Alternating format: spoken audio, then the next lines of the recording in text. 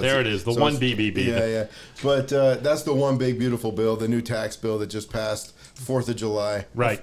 I think on the radio show last time I was on, I might have actually predicted that it was going to pass on the 4th of July. But I think you did. I know we at least talked about it. I think you did. And so let's talk about the impact. What are we going to see? This is Las Vegas Real Estate Now with local real estate expert Harvey Blankfeld. Hey, tell me the result of this. There's all the highlights. There's the bullet points, the no tax on tips, the no tax on overtime. That's coming next year. And that's full of asterisks. Let me just say that. Everything's full of asterisks, right? And so this is such a brand new baby. It's just been birthed, and the IRS doesn't even have regs for it yet. Sure. So there's not like a code section to say your code section shows this, and this is what you do. And so there's still a little bit of gray area about what's meant, what's not. And so there's the no tax on tips, no tax on overtime, no tax on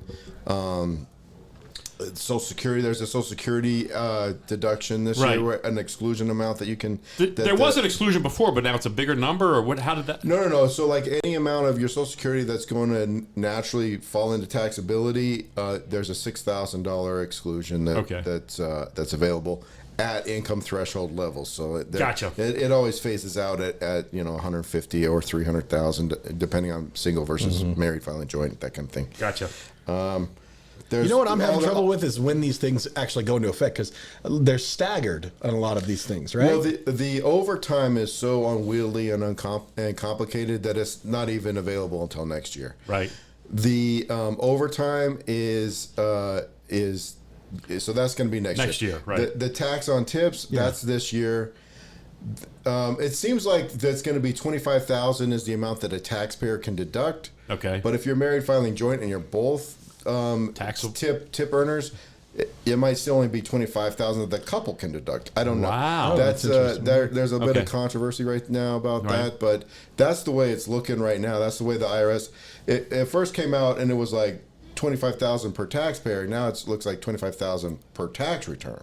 So if you married filing joint, and then it's not available if you file married filing separate at this point. Really? So it's $25,000. So you don't have if a you're choice. A married couple, you can the maximum you can deduct.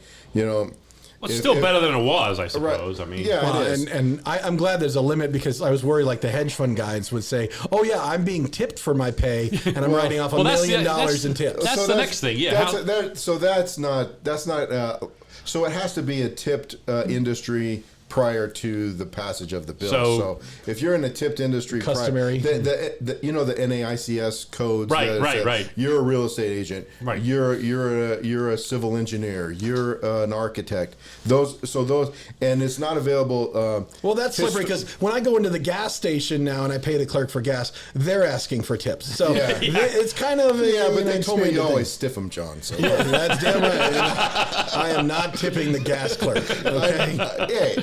No fault, right? Yeah, right. So, but yeah, so it's the like before the this bill passed, there was the SSTB. Everybody kind of knew about the SSTB was out in the stratosphere. I don't. Because what was that's SSTB? the specified service trader businesses that are like doctors, lawyers. They're not eligible to take the 199 cap A deduction for the business income deduction. Okay. The qualified business income deduction, and so that's This is so CPA stuff all now. all of those professions, your doctors, your lawyers, your accountants, your architects somehow got out of architects aren't subject to tips anyways. But all those are not eligible for it. Okay. It looks like business owners are not going to be able to deduct tips unless you're if you're. I can just imagine my attorney asking for a tip. Well, if you're self-employed, like your hairdressers, they're renting a spot.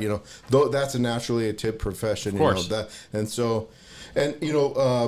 A time before, John and I were talking about there's all these tips that aren't being reported anyways, and what about those? It's like, well, now those people can come into the light, come out of the shadows, and not report their tips, and that's great. I mean, we know about the the Al Capone doctrine, which is all your income is subject to tax, whether it's legal or illegal. Okay. And so that's kind of how the whole Elliott Ness and all that got the Al Capone. Yeah, the tax evasion stuff. Yeah, the tax evasion. Hey, you made this income, whether it was legally obtained funds or not, it's still subject to the tax. Right. And so we can prosecute you. So, so people who are in those tipped professions or in those tipped positions that bring that in, and they can exclude it. And there's no exemption for criminal enterprise. There's no exemption for criminal enterprise. That's right. Make sure, totally. and so there's so those are some of the the highlight provisions. There's also like 100% bonus depreciation that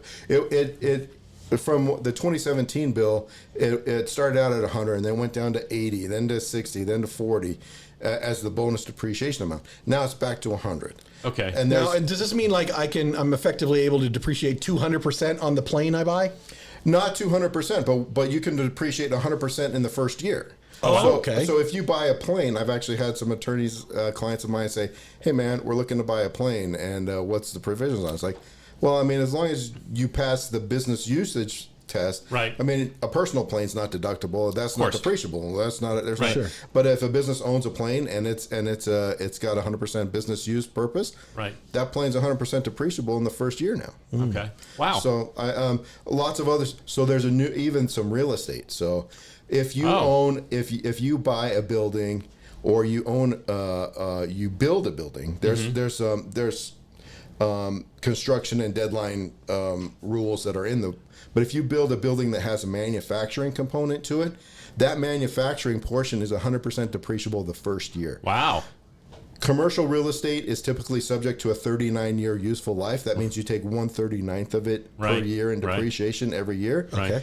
Now you could take there's an exclusion for like the parking lot, the office, and the other stuff. That stuff's still the 39-year property. Right. But the part that's the manufacturing, where the plant is, I don't know if you make ice cream or if you make widgets, rocket fuel, or whatever. Space lease sprockets. Yeah, whatever it is. If you're an air conditioning company and you make air ducts, right? Well, that portion of your shop that you use to do that, if you buy a new building, that's 100% I assume that would apply to the first year. equipment you buy for that ability too, or no? So the equipment is 100% depreciable the first year, anyways. The real property is the one that's usually subject to those 39, 20. The residential rental real estate, that's 27.5-year property. Right. That's the walls, that's the roof, that's the driveway, that's the wiring, that's the plumbing, but the components of it, you can cost segregate the components out of it, right? And anything that's not that, you can depreciate under a faster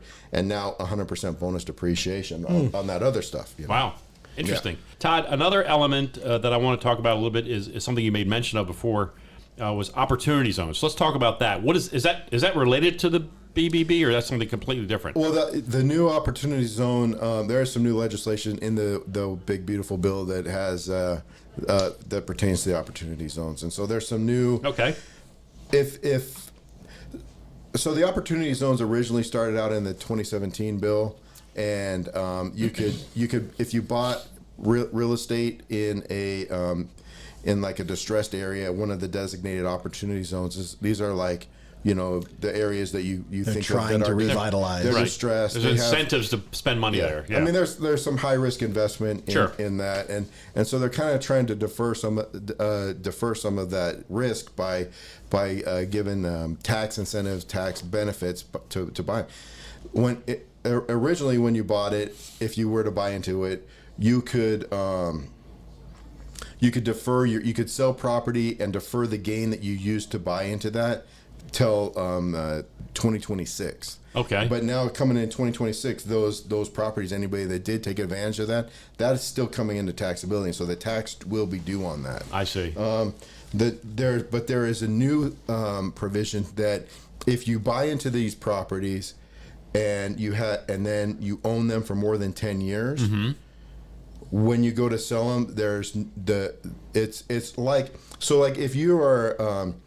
if you inherit a house, if your parents die or whatever, and you inherit their house, You can inherit Thank that you house for that. I mean, like wishing that on us. You can inherit that house at the fair market value. You get a step up in basis. Right. Essentially, that same principle is applying to these economic opportunity zone houses. Oh. So you get a step up in basis to the fair market value on the date you dispose of it if you own it for more than 10 years. Gotcha. So okay. it's like you never had any risk. And no you don't real have- appreciation you don't have that any you have to deal with taxable. You're not going to have Okay. any tax associated with the disposal of That's those, huge. of those properties. So that is huge. I mean, if you Yeah. own a motel downtown and then you go to sell it and down the road and it's got $1 million of appreciated value in it, it's tax free. Okay. Awesome. So that's a big thing, you know.